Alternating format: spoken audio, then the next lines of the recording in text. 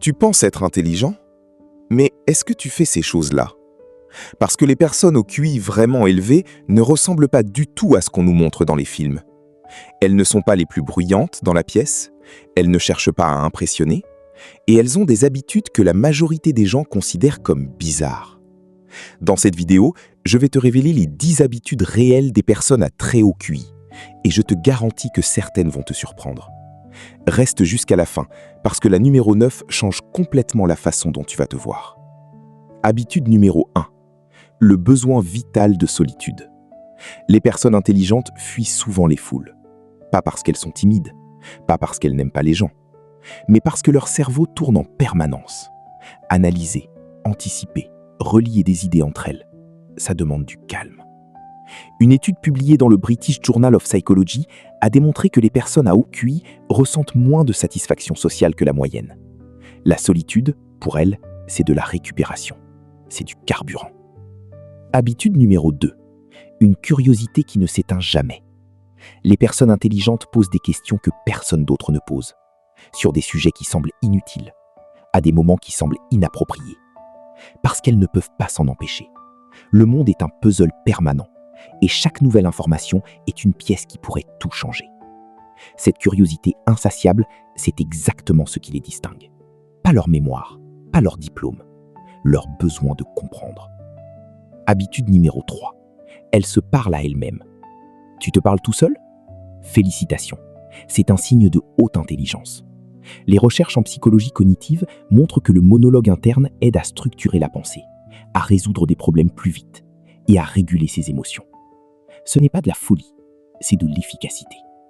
Les personnes à haut QI utilisent leur voix intérieure comme un outil. Elles pensent à voix haute pour clarifier ce qui est encore flou. Habitude numéro 4. Elles savent ce qu'elles ne savent pas. C'est là que ça devient contre-intuitif. Les personnes vraiment intelligentes disent souvent « je ne sais pas ». Elles doutent. Elles remettent en question leur propre certitude. Pourquoi? L'effet Dunning-Kruger. Plus on apprend, plus on réalise l'étendue de ce qu'on ignore encore. C'est le paradoxe de la compétence. Les moins compétents surestiment leurs capacités. Les plus compétents les sous-estiment. Si tu doutes de toi-même régulièrement, c'est peut-être le signe que tu es plus intelligent que tu ne le penses. Habitude numéro 5. Elle micro-analyse tout. Le regard d'une personne qui entre dans la pièce, le ton légèrement différent d'un message, la façon dont quelqu'un a formulé une phrase. Les personnes à haut QI captent des détails que les autres ne voient même pas. Ce n'est pas de la paranoïa, c'est leur cerveau qui traite l'information en permanence, en arrière-plan, automatiquement. Le revers, elles ont parfois du mal à déconnecter. Le cerveau ne s'arrête pas. Habitude numéro 6. Un humour que tout le monde ne comprend pas. L'humour intelligent n'est pas juste drôle, il est précis. Il joue avec les mots, les concepts, les niveaux de lecture. Une étude autrichienne a montré une corrélation directe entre l'appréciation de l'humour absurde et noir et un QI élevé. Ces personnes rient de choses que les autres ne saisissent pas encore.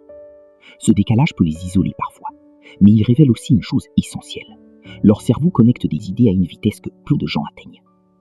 Habitude numéro 7. Elles changent d'avis facilement. Attention, ce n'est pas de l'incohérence, c'est de la flexibilité cognitive. Quand une personne intelligente reçoit une information nouvelle et solide, elle ajuste sa position. Sans ego, sans résistance. Parce que l'objectif, c'est d'avoir raison, pas d'avoir eu raison.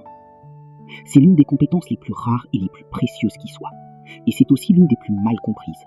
Beaucoup de gens confondent ça avec de la faiblesse. Habitude numéro 8. Elles vivent la nuit. Les couches-tard ont une mauvaise réputation. Pourtant, plusieurs études indiquent que les personnes à haut QI ont tendance à aller se coucher plus tard que la moyenne. Pourquoi? La nuit offre le calme, le silence, l'absence d'interruption. Le cerveau analytique peut enfin se déployer sans contrainte. C'est souvent la nuit que leurs meilleures idées émergent. Ce n'est pas du désordre, c'est leur rythme naturel. Habitude numéro 9. Elles observent sans intervenir. Dans un groupe, elles parlent moins, elles écoutent plus, elles regardent. Pas parce qu'elles n'ont rien à dire, souvent c'est tout le contraire, mais parce qu'elles savent que parler moins et écouter plus leur donne beaucoup plus d'informations.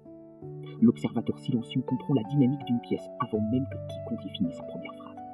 Et cette capacité, voir sans être vu, est l'une des formes d'intelligence les plus puissantes. Habitude numéro 10. Elles cherchent sans cesse